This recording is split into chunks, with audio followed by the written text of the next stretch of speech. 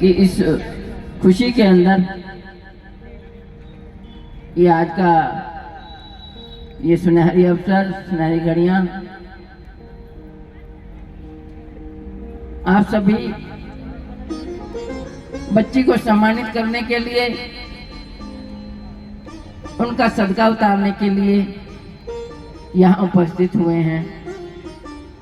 ये लिबास गुरुदेव की अपनी पोशाक है, अपना ही रंग है, जो शरणागत में आए हुए बच्चों को अपना रंग दे करके उन्हें रंगीन बना देते हैं। जैसे सूरज की किरणें जब उगती हैं तो इसी रंग की होती हैं, और फिर जब सूरज घर जाने वाला होता है, हम छुपने के लिए, ये छुपन छुपान का खेल है। कभी प्रकट हो जाते हैं और कभी छुप जाते हैं। कहते कभी सामने आ जाती है, कभी वो रोशनी छुप जाती है, और ये सारा प्रकाश, सारा नूर ही उस परमात्मा का एक अजब खेल है। इसके नूर के बगैर ये संसार नहीं, अगर उसका नूर है तो ये संसार है। क्योंकि जब इस पुतले के अंदर रोशनी ही नहीं होगी तो ये पुतला खराबी कैसे होगा।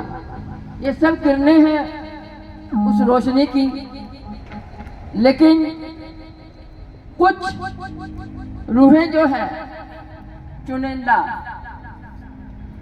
भक्तों की कतारों के अंदर सम्मिलित होकर के सतगुरु की शरणागति में चली जाती हैं। उनकी शरणागति में पहुंचने पर गुरुदेव भगवान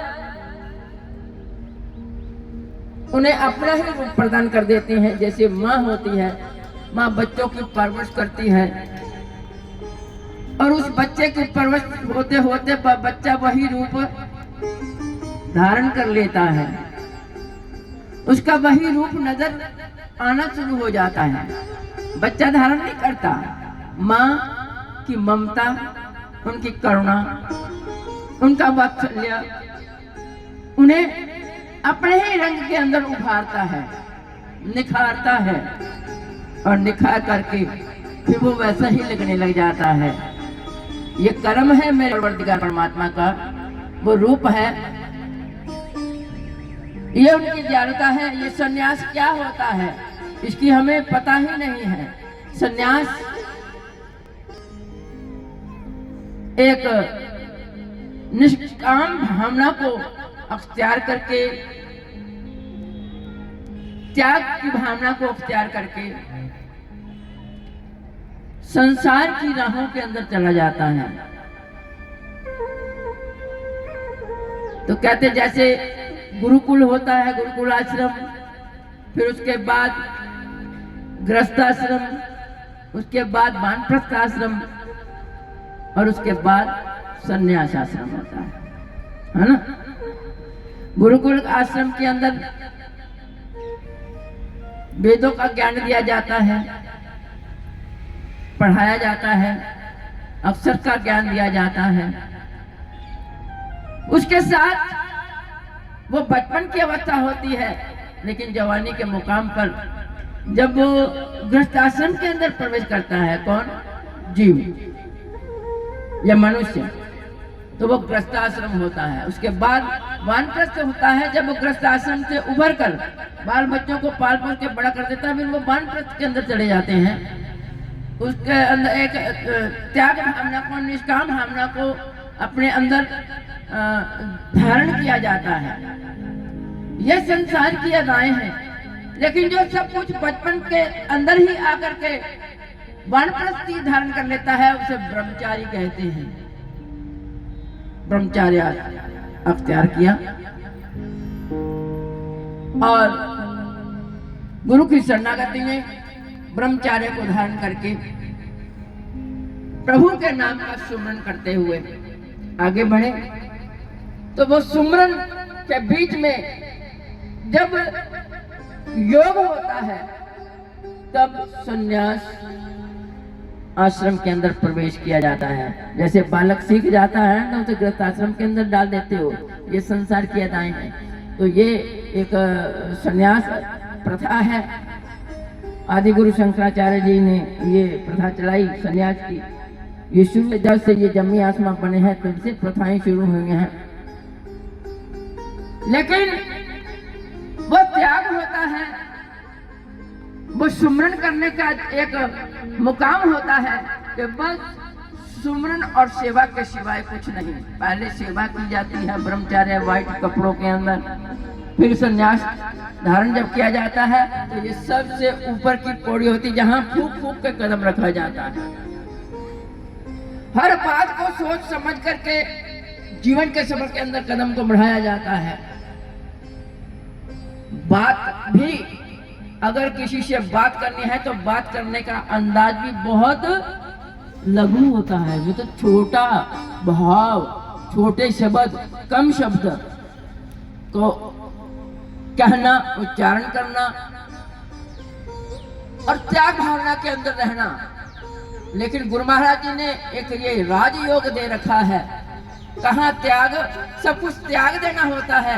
जो भी चीज है सब त्याग देते हैं, लेकिन लोग जो होते हैं वो अपनी प्रेम भावना को हमारे ऊपर और उड़ेल देते हैं और हमें फंसाने की कोशिश कर देते हैं।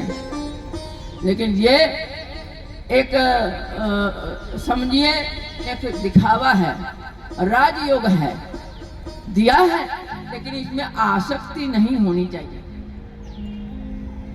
इतना कुछ हमने डाला हुआ आपका, ये तो बड़ा जीवन बड़ा खूबसूरत है। कितनी कितनी सोना डाल रखा है, कितने कितने हार डाल रखे हैं, कितने कितने सुंदर कपड़े डाल रखे हैं। इतने हम गृहस्थी भी नहीं डालते जितने इन्होंने डाले हैं। अरे हमने कहाँ डाले, हमें तुम लोगों ने ला ला करके डाल करके हमें ऊपर बैठा दे दिया, हम कहाँ लेने जाते। आप तो कहीं लेने जाते, आप खुद ही लाकर हमें पहना देते हो, हम डाल लेते हैं।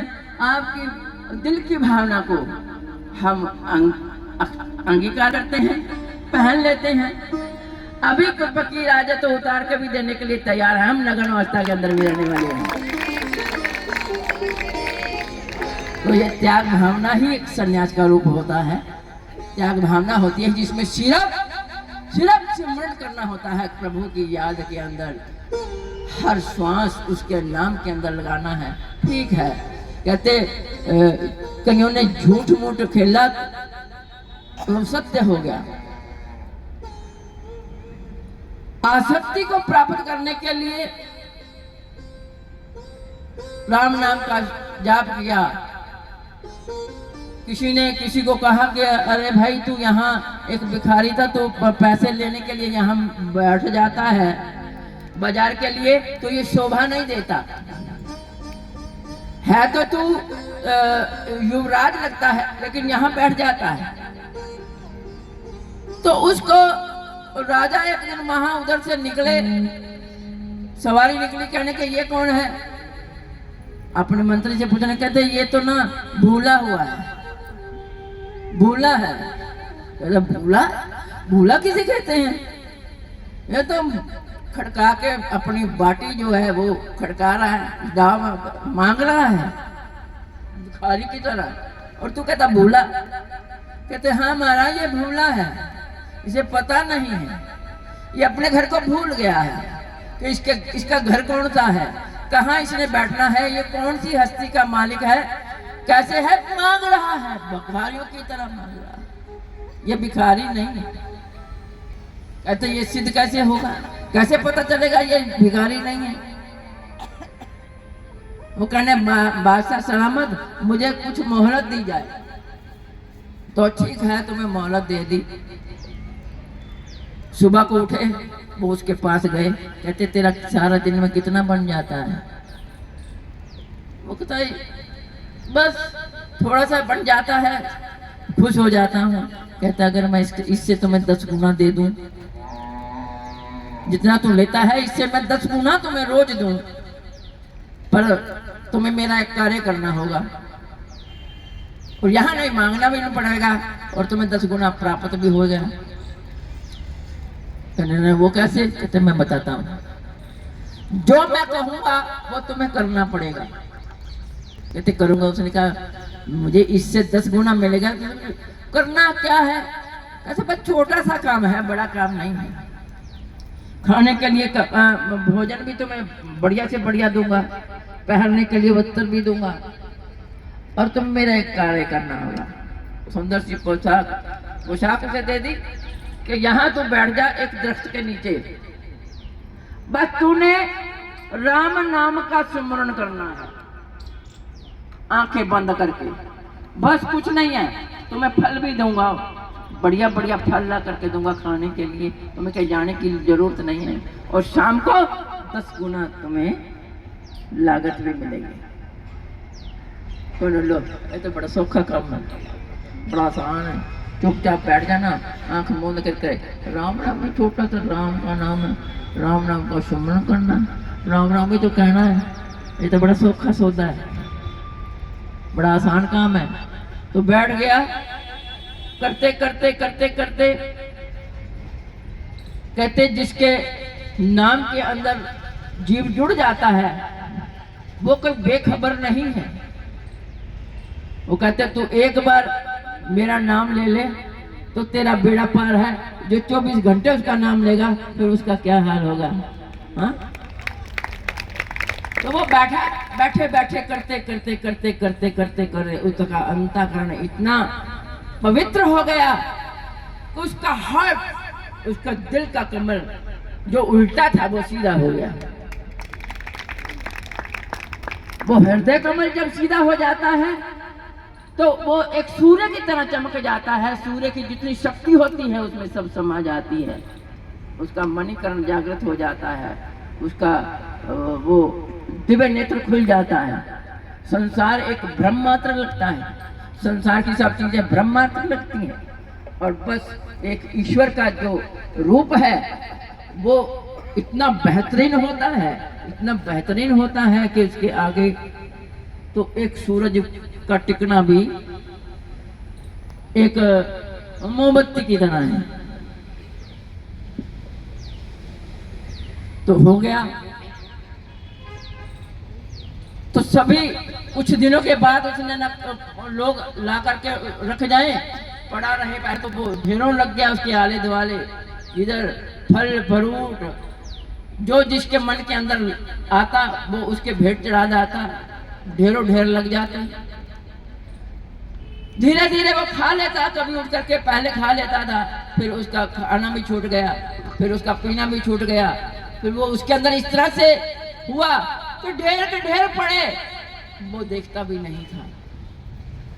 उसकी ख्याति दूर दूर फैल गई कि एक फकीर है, वो आंखें मूंद करके बैठा है, इतना चढ़ावा चढ़ता है उसको, इतना चढ़ावा चढ़ता है उसके ऊपर कि वो आंख खोल करके देखता भी नहीं है। राजा के कान तक आवाज पहुंच गई और राजा कहने लगा अच्छा वो कैसा फकीर है, चल मुझे भी ले चल, मैं भी अपने युद्ध के अंदर मेरी जीत हो जाए, मैं भी इस भावना से उनके चरणों में सजदा करता हूँ ताकि मेरे जीत हो जाए, चल तू मेरे को लेके चल। जब वो वहां गए, अपने बड़े बड़े थाल लेकर के भर करके हीरे जवाहरातों के ले गए चढ़ावा चढ़ाने के लिए। हाथी रथ पर चढ़ करके वो अपने मंत्रियों को साथ लेकर के वहां नंगे पांव वहां गए, सच्चे मन से उसको अपना चढ़ावा चढ़ाया। उसने देखा भी नहीं, सब कुछ चढ़ा दिया कि तो वाकई ये तो देखते भी नहीं है। तो मन के अंदर धारणा धार दी कि मेरी जीत हो जाए, तो उसकी जीत हो गई। इधर जो मंत्री था बीरबल था, उनका समय भी अवधि जो थी, समय जो लिया हुआ था वो भी खत्म हुआ, सवाल का जवाब देना था। तो नंगे पांव राजा वहां चलकर चढ़ावा चढ़ाया था, जो मन के अंदर धारणा धारी थी। तो कहने लगे भाई तूने मेरी सवाल का जवाब नहीं दिया। कहते महाराज आज मेरी अवधि संपूर्ण होने वाली है, कल को तो मैं आज ही आपको बता देता हूँ आपने वो कहा था वो फकीर, वो जो मांगने वाला भिखारी है, मैंने कहा था भूला हुआ है। ये वही फकीर है, मांगने वाला भिखारी है जी। ये भूला हुआ नहीं है, ये अब जग गया है, अपने घर के ऊपर अपने मुकाम के ऊपर बैठा है कि आज आप भी नंगे पांव चल करके आज सजदा करने के लिए यहाँ पहुंचे। तो ये